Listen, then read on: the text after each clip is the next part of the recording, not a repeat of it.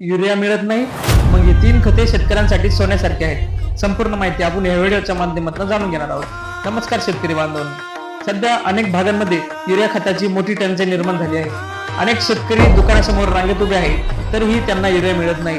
पण मित्रांनो, आजच्या या व्हिडिओमध्ये मी तुम्हाला अशी 3 खते सांगणार आहेत जी फक्त युरियाला पर्याय नाहीत, तर काही वेळा युरियापेक्षा जास्त चांगले परिणाम देतात. पण सविस्तर जाणून घेणार आहोत अमोनियम सल्फेट, कॅल्शियम नायट्रेट आणि नॅनो युरिया. ही खते कशी वापरायची, एकरी किती द्यायची, त्यात किती टक्के नत्र आहे आणि कोणत्या पिकासाठी सर्वोत्तम फायदेशीर आहे, म्हणून व्हिडिओ शेवटपर्यंत नक्की बघा. अमोनियम सल्फेट युरियाचा सर्वात ताकदवान पर्याय. या खतामध्ये 20% नत्र, 24% गंधक असते. म्हणजे हे खत फक्त हिरवी वाढच करत नाही, तर उत्पादनात गुणवत्ता देखील वाढवते. अमोनियम सल्फेटचे मोठे फायदे: पिकाला जबरदस्त हिरवळ देते. या खतामध्ये नत्र पिकाला पटकन उपलब्ध होते, त्यामुळे पाने गडद हिरवी होतात, वाढ जोमदार होते, फुटवे वाढतात, झाड ताकदवर बनते. विशेषतः मका, गहू, ऊस, कांदा, कापूस या पिकामध्ये उत्कृष्ट परिणाम या खताचे दिसतात. 2.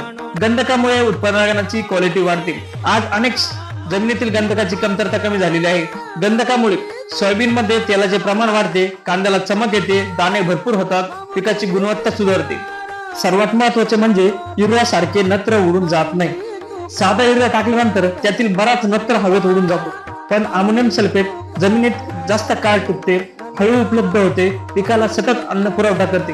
एकरी प्रमाण सामान्य या पिकांसाठी आपण 40 ते 50 किलो वापरायचे आणि ऊस या पिकासाठी 70 ते 80 किलो आपल्याला वापरायचे आहे. कॅल्शियम नायट्रेट फळधारणा आणि क्वालिटीसाठी नंबर 1 खत म्हणून याची ओळख आहे. या खतामध्ये 15.5% नत्र, 18 ते 19% कॅल्शियम असते. हे खत विशेषतः भाजीपाला, फळबाग, टोमॅटो, मिरची, द्राक्ष, डाळिंब या पिकांसाठी खूप फायदेशीर आहे. कॅल्शियम नायट्रेटचे जबरदस्त फायदे आपण जाणून घेऊ. सर्वात महत्वाचे, फळगळ कमी करते. अनेक वेळा फुले लागतात पण टिकत नाही. कॅल्शियम नायट्रेटमुळे फुले टिकतात, फळधारणा वाढते, फळगळ कमी होते. 2. फळे टणक आणि चमकदार होतात. कॅल्शियममुळे फळांची मजबूती वाढते, क्रॅकिंग कमी होते, सड कमी लागते, शेफ लाईफ वाढते. म्हणजेच बाजारात मालाला चांगला बाजारभाव मिळतो. मुळांची वाढ जबरदस्त होते. हे खत मुळांना ताकद देते, त्यामुळे आणि शोषण वाढते, अन्नद्रव्य जास्त घेतली जातात, झाडे तगड बनते. वापरण्याची पद्धत जाणून घेऊया.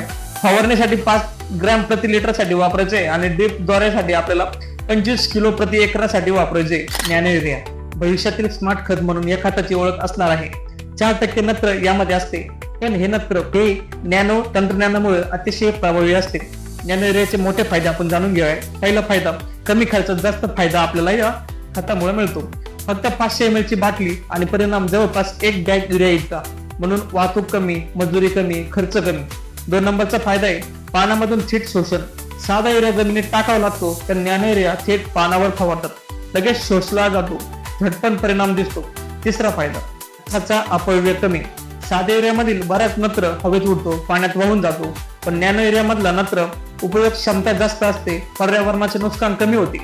एकरी प्रमाण 500 मिली प्रति एकर साठी आहे.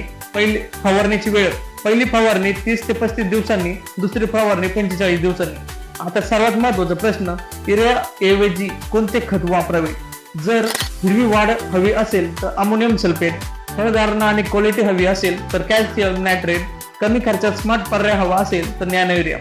शेतकऱ्यांसाठी महत्वाचा संदेश: मित्रांनो, फक्त युरियावर अवलंबून राहण्याचे दिवस आता गेले आहेत. आजच्या काळात संतुलित खत व्यवस्थापन, गंधक, कॅल्शियम, कार्यक्षम नत्र हे खूप महत्वाचे आहे.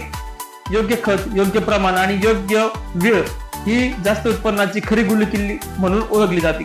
जर तुम्हाला ही माहिती उपयोगी वाटली असेल तर व्हिडिओला लाईक करा, तुमच्या शेतकरी मित्रांना हा व्हिडिओ नक्की शेअर करा आणि अशाच शेतीविषयी माहितीसाठी आमच्या ह्या चॅनलला सबस्क्राईब करायला अजिबात विसरू नका. धन्यवाद.